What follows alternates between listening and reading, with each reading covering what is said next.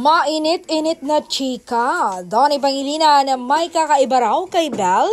Sabi niya, I don't know but there's something about her na talagang kakapitan ko siya ng mahigpit. Hindi ko siya bibitawan.